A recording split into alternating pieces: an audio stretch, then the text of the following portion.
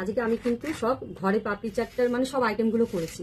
দেখো এখানে চাটনিটা আমি করেছি, এটা তেঁতুল, ধনেপাতা আর 4 রকম মশলা দিয়ে করেছি। আর টমেটো, এখানে টক দইটা তো বানিয়েছি, এখানে রয়েছে। আর পাপড়িটা কত বড় বড়, ঘরের তো তার জন্য বড় বড়ই করেছে। দোকানের তো একটু একটু ছোট ছোট ছোট ছোট করবে।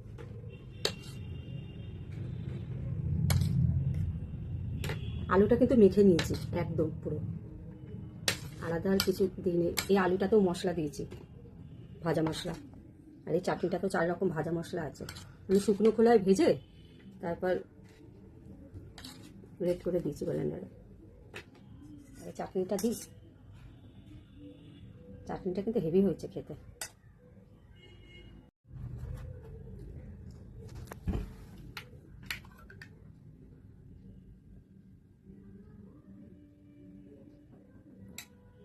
দিয়ে এসছি কারখানায় দুজনকে আগেই, ওদেরটা 7টার সময় বানিয়ে দিয়ে দিয়েছি।